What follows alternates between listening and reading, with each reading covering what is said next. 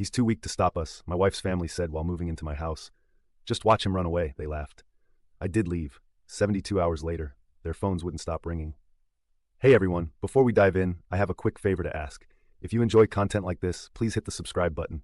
It's free, supports the channel, and ensures you never miss out on amazing videos. Alright, let's get started. I never thought I'd be sharing this story, but here I am. It started 3 months ago when my wife Amelia lost her job. We'd been married for 5 years, living in our modest 3-bedroom house that I'd bought before we met. Things were okay at first.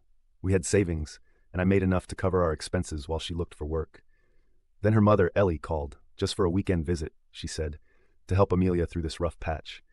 I should have seen the signs when she showed up with 4 suitcases. The first red flag was so subtle, I almost missed it. I came home from work to find Ellie had rearranged our living room. Just making it more functional, she said with that smile that never quite reached her eyes. Amelia seemed pleased, so I let it slide. Within a week, Ellie had taken over our kitchen. My protein shakes were replaced with her organic supplements. My meal prep containers disappeared to make room for her extensive collection of herbs and spices. You'll thank me later, she'd say, patting my cheek like I was a child. Then came the surprise visit from Amelia's brother, Anthony. He showed up one Tuesday night with a duffel bag, claiming his apartment had flooding issues. Just for a few days, bro, he said, already making himself comfortable on our couch. I noticed he didn't mention when these few days would end. The dynamic shifted dramatically after that. Suddenly, every family dinner became a strategy session about getting back on their feet. I'd walk into rooms and conversations would stop abruptly. Amelia started spending more time with them, speaking in hushed tones, giving me these strange looks when she thought I wasn't watching. 2 weeks in, I came home to find Mia, Amelia's recently divorced sister, sitting at our dining table with her mountains of paperwork spread out. Mom thought it would be better if we all stuck together during these hard times, she explained, not even looking up. Her 3-year-old was already napping in our spare room. I tried talking to Amelia that night. This is getting out of hand, I said. She just stared at me with this disappointed expression I'd never seen before. They're family, Ethan. They need us. Why are you being so selfish? The breaking point came last Thursday. I was working from home when I heard furniture being moved outside. Looking out the window, I saw a moving truck. Anthony and some guys were unloading what looked like an entire house worth of furniture. My heart stopped when I saw Ellie directing traffic like an orchestra conductor. I ran outside, still in my work clothes. What's going on here? I demanded. Ellie turned to me with that same patronizing smile. Oh, sweetheart, we're moving in properly. The rental house was just too expensive to keep up with everyone's situation. This is my house, I said, my voice shaking. You can't just... That's when Amelia's uncle Jeremiah stepped out of his car, legal papers in hand. Actually, he said with this smug look, we've been discussing some changes to the living arrangements. Amelia feels it would be better if the house was in both your names, for security purposes. They all gathered around me, these people who'd invaded my life, piece by piece. He's too weak to stop us, Ellie said to Jeremiah, loud enough for me to hear. Here, just watch him run away. Anthony laughed, shoving past me with a box. I looked at Amelia, standing there with her family, not meeting my eyes. 5 years of marriage, and suddenly I was looking at a stranger. I walked back inside, past the boxes cluttering my hallway, past the family photos that were already being replaced with their own, and went straight to my office. They probably thought I was hiding, running away like they predicted. But they didn't know about the cameras I'd installed 2 weeks ago, when things started feeling off. They didn't know about the recordings of their strategy sessions I'd been collecting. They had no idea I'd been documenting everything since Ellie first arrived. I made 3 phone calls that afternoon. Then I packed a bag, grabbed my important documents from the safe, and walked out the front door. As I got in my car, I could hear them laughing inside my house. My house. See? I heard Anthony say. Told you he'd run. They had no idea what was coming. No idea at all. Update. Thank you all for the support on my last post. A lot has happened in the past 48 hours, and I need to get this off my chest. After leaving my house that day, I checked into a nearby hotel and started reviewing the footage from my security cameras. What I discovered made my blood run cold. The first video showed Ellie and Jeremiah in my office late at night, going through my files. His grandfather left him this house free and clear, Jeremiah was saying. No mortgage. The equity alone could support us for years. Ellie's response was chilling. Amelia says he's been talking about adding her to the deed. We just need to speed up that process.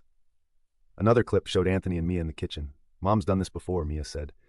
Remember Cousin David's place? 6 months and his wife signed everything over just to get rid of us. They laughed like it was some kind of joke. But the worst was seeing Amelia, my wife, the woman I'd loved for 5 years, sitting with her mother, planning how to pressure me into signing over the house. He's too nice, Amelia said. He'd do anything to make me happy. We just need to push harder. I spent that night making calls and sending emails. By morning, I had meetings scheduled with 3 different attorneys. The first one took one look at my evidence and immediately started taking notes. This isn't their first time, she said, pulling up court records. Your in-laws have a pattern. They've done this to at least 2 other families. They target people with valuable properties, move in, and essentially force them out through psychological warfare. She showed me documents from a case 3 years ago. A man named David, the same cousin they'd mentioned, had lost his house to them through similar tactics. They'd moved in, overwhelmed him, and eventually pressured his wife into divorce. The property was sold, and they disappeared with the proceeds. While I was processing this, my phone started blowing up. Amelia had discovered I'd withdrawn half our joint savings, money I'd earned and saved before we were married. The messages ranged from pleading to threatening. Baby, please come home, we can talk about this. Mom says you're being ridiculous. If you don't come back, we'll call the police. You're breaking my heart. Then came the voicemails from Ellie. You're making a big mistake, Ethan. Jeremiah says abandonment is grounds for divorce in our state. Think carefully about your next move. They didn't know I was already 10 steps ahead. I had documentation of every penny I'd spent on that house, proof it was purchased before marriage, records of all my grandfather's paperwork, and now, thanks to their carelessness, video evidence of their entire scheme. The next revelation came from my neighbor. She sent me security footage from her doorbell camera showing Anthony and some friends moving what looked like my computer equipment into their van at 3 a.m. I immediately filed a police report. Then I got a text from an unknown number. It was David, the cousin they'd scammed. I heard they're at it again, he wrote. I have everything documented from what they did to me. Let me know if you need it. Yesterday morning, I received an email from Jeremiah, a draft of divorce papers with terms that would give Amelia 50% of everything, including my grandfather's house. They really thought I would just roll over and accept this. What happened next still feels surreal. I was sitting in my hotel room reviewing documents with my attorney when the hotel's front desk called. Amelia was in the lobby, demanding to know my room number. They'd already turned her away twice. I watched on the hotel's security feed as she stood there crying, telling anyone who would listen about her mentally unstable husband who had abandoned her and her poor family. The same woman who, just days ago, I'd watched on camera plotting to take everything from me. The desk clerk, bless her heart, simply said, "Ma'am, if you don't leave, we'll have to call security." Amelia left, but not before shouting that I would regret this. She had no idea what was coming. While she was putting on that show in the lobby, my attorney was filing papers with the court. Multiple papers. Tomorrow morning, several people are going to receive some very official documents. I've been advised not to say more right now, but let's just say Ellie's smug smile isn't going to last much longer. Update 2. I'll start with what happened this morning. At exactly 9 a.m., 5 separate process servers showed up at my house. Each had different papers to deliver. The security cameras caught everything. Ellie opened the door first, coffee cup in hand, still wearing her robe. Her face dropped as the first server asked if she was Ellie. By the time the 5th one arrived, she was practically screaming for Jeremiah. Here's what they received. Emergency eviction, all of them. Cease and desist orders, individually named. Restraining order for Anthony after the computer theft. Intent to sue for harassment and attempted property theft. Divorce papers for Amelia. But let me back up and explain how we got here. Remember David, the cousin they'd scammed before? Turns out he'd been gathering evidence against them for years. 3 days ago, he drove 6 hours to meet me and my attorney, bringing boxes of documents showing their pattern. The similarities were eerie. They'd done this to 4 other families, not just 2 like we initially thought. Always the same playbook. Target someone with a valuable property, move in gradually, isolate them from friends, then pressure them until they break. David's documentation included bank records showing how they'd funneled money from previous properties, emails discussing their strategies, and even recordings of Ellie bragging about their successes at family gatherings. They almost got my kids, David told me, hands shaking as he showed me photos of his old house. My wife chose them over me. Don't let them win again.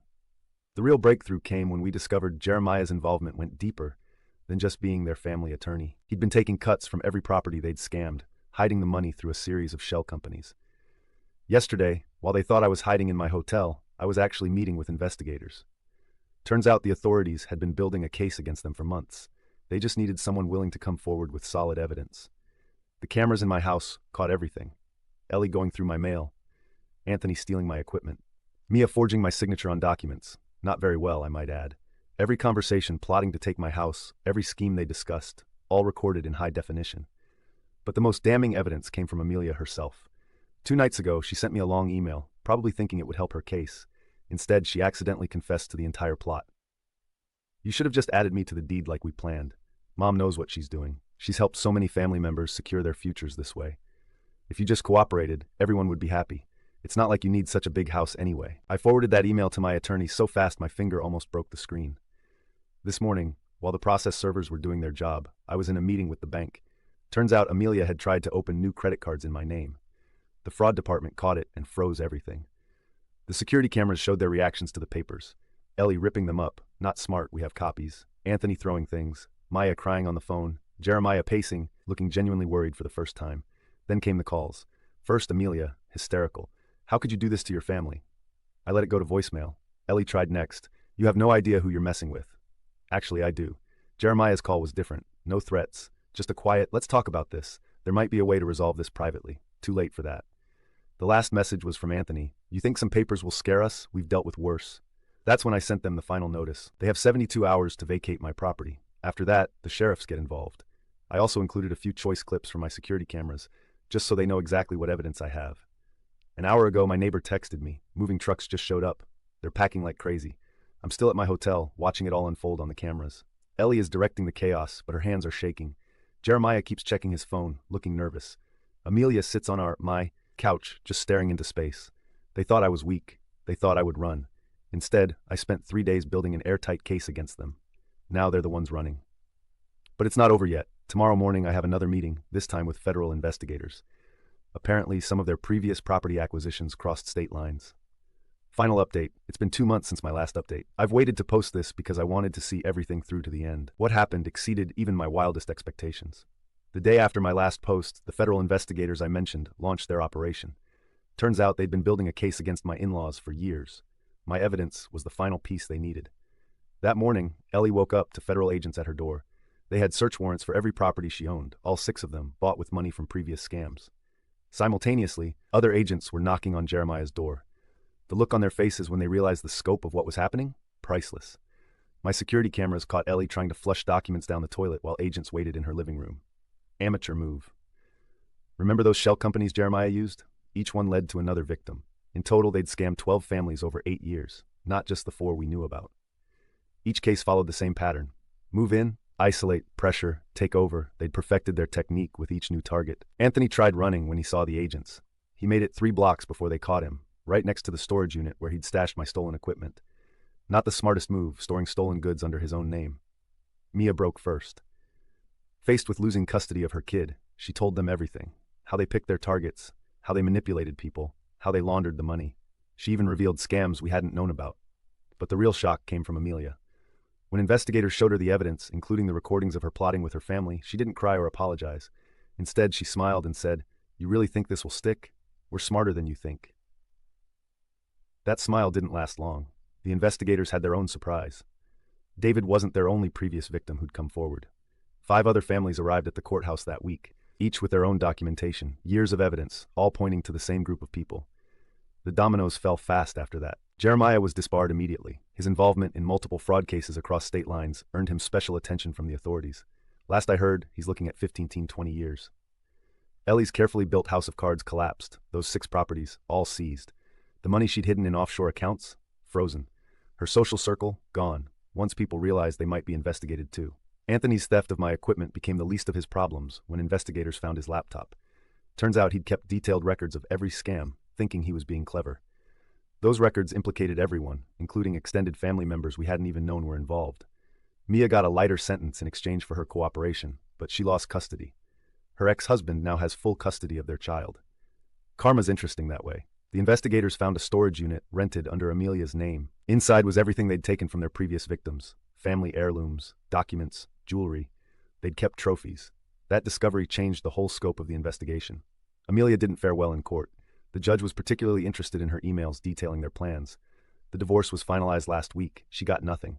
The prenup I insisted on held up perfectly, especially after her documented attempt to defraud me. The restitution payments to previous victims have begun. Every property, every account, every asset they'd accumulated through their scams is being liquidated. David and the others will finally get justice. My house is currently undergoing a complete renovation. The deep cleaning crew found hidden cameras they'd installed to spy on me. They'd even started making copies of my keys.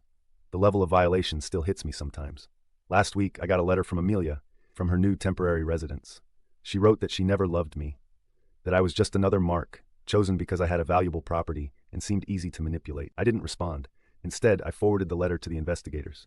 It's now evidence item 247. Yesterday, I saw a news article about their case. They're calling it one of the largest family-based fraud schemes in the state's history. Ellie's face made the front page, looking a lot less smug in an orange jumpsuit. I'm back in my house now.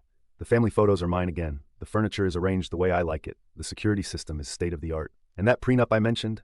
It had a special clause about attempted fraud. My attorney says Amelia will be paying my legal fees for years to come. Sometimes I think about that day they laughed at me, calling me weak as I walked away. I wonder if they're still laughing now. To everyone who supported me through this, thank you. To anyone going through something similar, document everything. And to Ellie, if you ever read this from the prison library, who's weak now? Like today's story? A super thanks helps me keep bringing you the best daily content.